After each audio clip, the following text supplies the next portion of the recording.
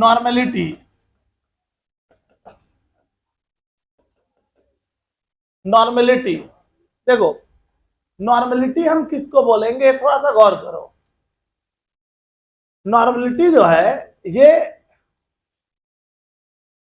Number of equivalent of solute dissolved पर litre of, हर बात को समझो तो दोनों में पहले तो उसमें जाओ तो number of moles, number of moles per litre of solution, molarity, molarity क्या था, number of moles of solute per litre of solution, तो मोल था तो molarity, number of formula unit per litre of solution, formula unit आ गया तो फॉर्मुलेटी।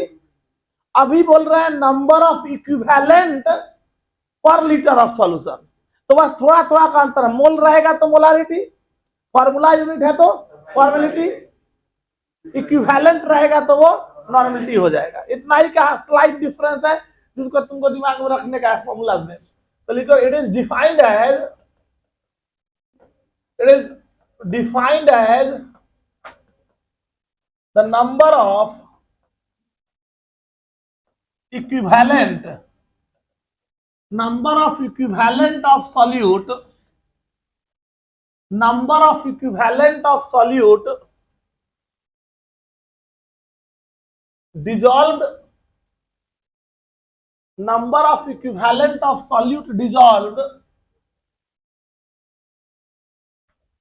per liter of solution, per liter of solution, एक litre solution में जितना number of equivalent present होगा सॉल्यूट का उसी को नॉर्मेलिटी कहते हैं। मतलब नॉर्मेलिटी जो होगा ये बराबर होगा number of equivalent of solute upon volume of solution in litre, यही फॉर्मूला है। अब प्रश्न यह है कि यहां जो नंबर ऑफ इक्विवेलेंट है, number of equivalent, equivalent of solute, तो नंबर ऑफ इक्विवेलेंट जो होता है बराबर होता है wait of solute in gram, wait of solute in ग्राम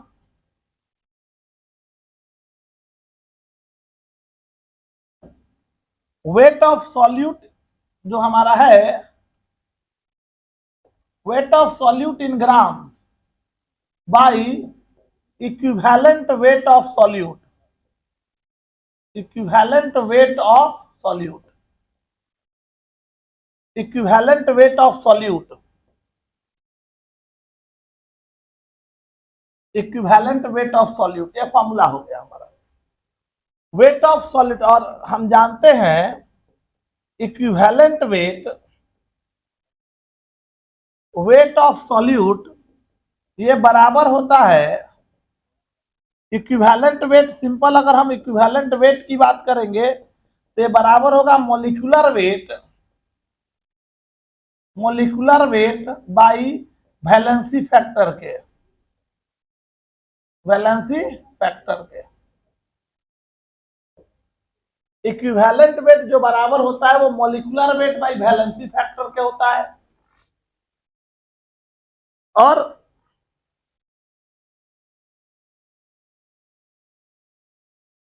यहां पे ये equivalent weight molecular weight by valency factor, तो क्या है वैलेंसी फैक्टर, इसकी बात करेंगे हम। तो सबसे पहली बात यहाँ पे होगा, सिंपल अगर हम फॉर्मूला को यूज कर ले तो ये हो गया normality equal to number of equivalent के जगह पे क्या हो गया weight of solute in gram by equivalent weight of solute, solute upon volume of solution, ये हमारा हो गया क्या volume of solution in millilitre. ये हमारे पास जो हो जाएगा ये हो गया volume of solution, volume of solution in litre, और लीटर को मिलीलीटर में कन्वर्ट किया जाए तो बाई क्या हो गया बाई 1000। और ये फॉर्मूला हमारा हो गया normality equal to weight of solute in gram by equivalent weight of solute into 1000 upon volume of solution in milliliter. Volume of solution in millilitre, ये हो गया. Weight of solute in gram by equivalent weight of solute into 1000 by volume of solution in millilitre. यही हमारे पास क्या हो गया, normality का formula हो गया. रही बात इसके यूनिट की, बात कर लो. यूनिट ऑफ नॉर्मेलिटी, तो ये बराबर होगा किसके, तो इसको लिखेंगे कैपिटल एन या इक्विवेलेंट पर इक्यू पर लीटर, या इसको लिखा जाता है क्या, सीधा नॉर्मल. ये इसके यूनिट की बात हो गई. तो याद करो मोलारिटी का फॉर्मूला याद करो. मोलारिटी क्या था, wait of solute bye molecular weight into 1000 by volume of solution. मतलब यहाँ पे ये जो जगह है, यहाँ पे इक्विवेलेंट वेट है तो नॉर्मलिटी, इसके जगह पे अगर मोलिकुलर वेट हुआ तो, और इसी के जगह पे अगर फॉर्मूला वेट हुआ तो फॉर्मुलिटी हो गया. और सारा कुछ सेम है. समझ में आ रहा है बात. तो फॉर्मूला में बस थोड़ा थोड़ा का डिफरेंस हमारे दिमाग में रखना है कि अगर हम लोग यूज करेंगे तो फॉर्मेलिटी का मतलब, यहाँ फॉर्मेलिटी का मतलब हो गया फॉर्मूला यूनिट में, तो फॉर्मूला मास लेंगे तो फॉर्मेलिटी, मोलिकुलर मास लेंगे तो मोलारिटी, और इक्विवेलेंट वेट लेंगे तो नॉर्मलिटी होने वाला है. मतलब अंतर है कि यहाँ पे इक्विवेलेंट वेट जो लेते हैं वो molecular weight by valency factor लेते हैं. वैलेंसी फैक्टर से रिलेटेड बड़ा ही डिटेल में हम लोग डिस्कशन किए हुए हैं. 11th वाले टॉपिक्स में जाओगे तो वहां पे नॉर्मलिटी जहां डिस्कस किए हैं वहां पे हम बहुत डिटेल में डिस्कस किए हैं. यहाँ जितना जरूरत है उतना हम बता दे रहे हैं, इसको दिमाग में रखोगे. देखो वैलेंसी फैक्टर जो हमारा है एसिड, अगर हम बात करते हैं ये वैलेंसी फैक्टर की बात हम कर ले, फैक्टर फॉर डिफरेंट कंपाउंड्स, अलग अलग कंपाउंड्स के लिए हम वैलेंसी फैक्टर की बात कर रहे हैं. हम बहुत ही डिटेल में डिस्कस किए हुए हैं, लेकिन यहाँ जितना जरूरत है उतना से यहाँ काम हो जाएगा. यहाँ अगर एसिड है, ठीक है, तो एसिड के लिए फॉर अगर हम बात कर रहे हैं एसिड के लिए, तो एसिड को अगर हम डिस्कस कर रहे होंगे, एसिड फॉर एसिड, तो एसिड के लिए अगर हम जाएंगे तो वैलेंसी फैक्टर, तो वैलेंसी फैक्टर जो होगा एसिड का, वैलेंसी फैक्टर जो होता है वो होता है बेसिसिटी. क्या होता है, बेसिसिटी. और बेसिसिटी जो होता है ये बराबर होता है number of replaceable hydrogen, number of replaceable hydrogen. किसी भी एसिड के पास जितना रिप्लेसिबल हाइड्रोजन होगा वही उसका बेसिसिटी होता है. क्लियर है बात.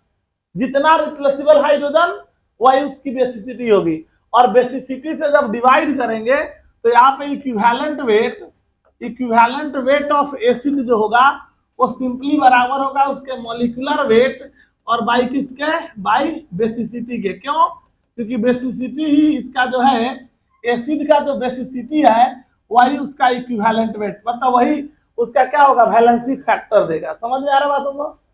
अब ये रिप्लेसिबल हाइड्रोजन जो है ये अलग अलग हम याद रखेंगे. एग्जाम्पल कुछ हम दे देते हैं, जितना जरूरत है बस उतना को दिमाग में रखो. HCl, HF, HBr, HI, HNO2, HNO3, H3PO3, H3PO2, ये इन सभी का बेसिसिटी जो होता है वो बेसिसिटी 1 होता है.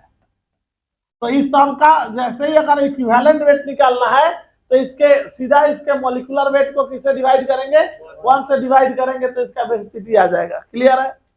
इसमें हम बस, और सब में एक ही हाइड्रोजन है, सब में एक हाइड्रोजन है तो एक रिप्लेसिबल है. इसका एक्सप्लेनेशन हम लोग दिए हुए हैं वहां, ज्यादा एक्सप्लेनेशन के चक्कर में बस याद रख सकते हो कि इसकी बेसिसिटी इतनी है. बताए थे कि रिप्लेसिबल हाइड्रोजन वो होता है जो क्लोरीन, ब्रोमीन, आयोडीन और ऑक्सीजन से डायरेक्टली जुड़ा हो. तो उसके बारे में हम बहुत डिटेल में डिस्कस किए हुए हैं, उतना समय हम यहाँ नहीं देने वाले हैं. यहाँ देखो जितना जरूरत है फिर भी हम बता दे रहे हैं, इतना काफी है जानने के लिए. यही देखो H2SO4 दो हाइड्रोजन दिख रहा है, H2SO4 हो गया, यहाँ पे H2CO3 हो गया, ये हमारे पास हो गया C2H2O C2H2O4 हो गया, ये हो गया, मतलब ये ऑक्जेलिक एसिड हो गया। इसके बाद जाएगा तुम्हारा H3PO3 हो गया। इन सभी का बेसिसिटी कितना होता है? इसका बेसिसिटी 2 होता है। और यही बात अगर तुम करेगा किसका, तो हमारे पास अगर H3PO4 है, इसका बेसिसिटी जो होता है वो बेसिसिटी 3 होता है। इतना बस दिमाग में रखना है। सिमिलरली अगर हम बात करेंगे फॉर बेस, तो बेस के लिए उसका जो वैलेंसी फैक्टर होता है, वो वैलेंसी फैक्टर जो होता है वो एसिडिटी होता है। और एसिडिटी जो हमारा होता है ये बराबर होता है number of replaceable OH minus ion, number of replaceable OH minus ion, ठीक है। Number of replaceable OH minus ion इसका बेसिसिटी देगा, एसिडिटी देगा। और यहीं से इक्विवेलेंट वेट अगर हम कहेंगे तो इक्विवेलेंट वेट ऑफ बेस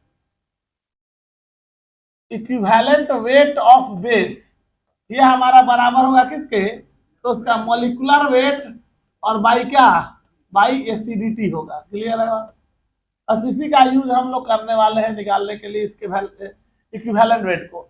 अब एग्जांपल के लिए तुम अगर ले लो, जैसे NaOH हो गया, KOH हो गया, CSOH हो गया, RbOH हो गया, NH4OH हो गया, सबका एसिडिटी जो होगा वो कितना होगा, 1 होगा। तो इस सब का इक्विवेलेंट वेट निकालना है तो डायरेक्ट मॉलिक्यूलर वेट बाई 1 हो जाएगा।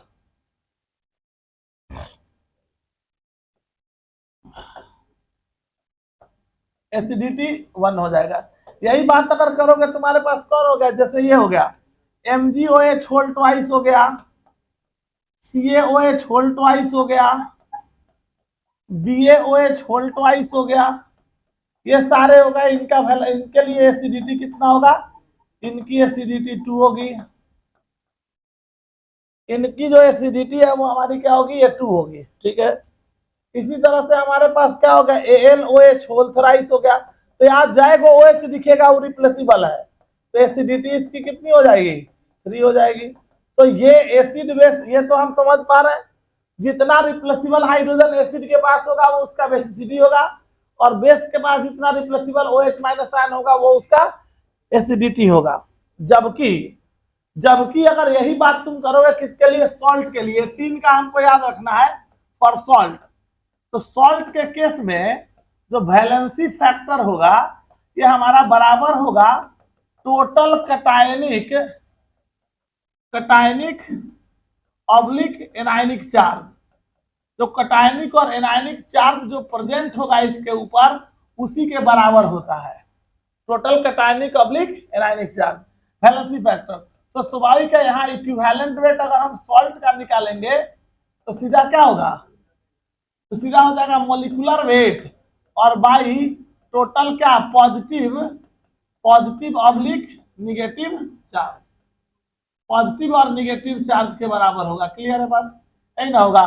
तो ये हमारे पास हो गया इक्विवेलेंट वेट का जो फॉर्मूला हो गया, इक्विवेलेंट वेट का फॉर्मूला हमारा यही हो गया, ये हमारा होगा इक्विवेलेंट वेट, ठीक है। तो अगर हम बात करेंगे सॉल्ट के लिए, टोटल कटायनिक और एनायनिक चार्ज को अगर हम एक्सप्लेन करेंगे तो इसको हम कैसे एक्सप्लेन करेंगे, तो सिंपल सा है। यहाँ पे सॉल्ट के लिए अगर बात करोगे तो इक्विवेलेंट वेट मॉलिक्यूलर दिस। अब चार्ज के लिए हम लोग ऑलरेडी जानते हैं, जैसे NaCl है तो सिंपल सा इसको तोड़ दो, किस में, ये Na और प्लस किस में, Cl में, ये मेटेलिक पार्ट में प्लस, नॉन मेटेलिक में माइनस, ये 1 है, ये भी 1 है और ये भी 1 है इसमें। तो इसका वाला फैक्टर यहाँ पे और इसका वाला फैक्टर यहाँ पे, तो टोटल चार्ज कितना, 1 इंटू प्लस 1 कितना, +1, 1 इंटू -1 क्या हुआ, -1। वैलेंसी फैक्टर कितना हो गया, 1। Equivalent weight molecular weight of NaCl और बाई 1 हो जाएगा। क्लियर है बात। यही बात अगर तुम करोगे एग्जांपल के लिए, अगर तुम ले लो यहीं पे, अगर हम AlCl3 को ले लिए इसको, तो इसको तोड़ेंगे किस में, Al, और एक वो कै गो Al है, एक होता है, एक एल और 3 गो Cl है, लिख दिए। मेटल वाला पे प्लस, नॉन मेटल पे माइनस, इसका वाला फैक्टर यहाँ, इसका वाला फैक्टर यहाँ, 1 इंटू प्लस 3 क्या हुआ +3, 3 इंटू -1 -3, वैलेंसी फैक्टर इसका कितना हो गया 3, इक्विवेलेंट वेट क्या होगा इसका मॉलिक्यूलर वेट ऑफ AlCl3 और बाई कितना हो जाएगा बाई 3 हो जाएगा। क्लियर है? यही बात अगर तुम करोगे यहाँ पे Al2SO4 होल थ्राइस है ये, तो यहाँ क्या होगा कै गो एल, 2 गो Al है और 3 गो SO4 है, लिख दिए। मेटेलिक पार्ट में प्लस, नॉन मेटेलिक में माइनस, इसका वाला फैक्टर इसके ऊपर, इसका वाला फैक्टर इसके ऊपर, यहाँ क्या हो गया +6, ये कितना हो गया -6, वैलेंसी फैक्टर यहाँ कितना हो गया 6, इक्विवेलेंट वेट इसका जो होगा वो बराबर होगा molecular weight of Al2SO4 whole thrice और बाई हो जाएगा क्या 6, मतलब टोटल पॉजिटिव या टोटल नेगेटिव चार्ज के बराबर होगा। समझ आ रहा है बात हमको? यही बात अगर तुम करोगे, यही देखो मान लो CH3PO4 होल ट्वाइस है, तो किसमें टूटेगा 3 गो Ca और 2 गो PO4, इस पे प्लस और इस पे, इसका वाला फैक्टर यहाँ और इसका वाला फैक्टर यहाँ, तो कितना हो जाएगा, ये हो गया +6, ये हो गया -6, तो वैलेंसी फैक्टर हमारा कितना हो गया, वैलेंसी फैक्टर हो गया 6, इक्विवेलेंट वेट हमारा क्या होगा molecular weight of CH3PO4 whole twice और बाई कितना हो जाएगा भाई 6 हो जाएगा। यहाँ से इक्विवेलेंट वेट हम निकाल लेंगे। बात सबको समझ में आया कि नहीं? क्लियर है सबको? अब बात आता है इसमें कि ये जो हमारे मोलारिटी और फॉर्मेलिटी दोनों सेम टर्म था लगभग, एक आयनिक कंपाउंड के लिए आया और एक कोवेलेंट कंपाउंड के लिए, तो दोनों सेम ही हो गया। अब बचा मोलारिटी और नॉर्मलिटी, इनके बीच में रिलेशनशिप अगर हम देखेंगे एक टर्म इसको भी क्वेश्चंस में हमारे पास सामने दिखेगा हमेशा, तो रिलेशन को स्टेबलाइज कर लेंगे, relation between molarity and normality, relation between molarity and normality, molarity और नॉर्मेलिटी में क्या रिलेशन होगा ये गौर करो।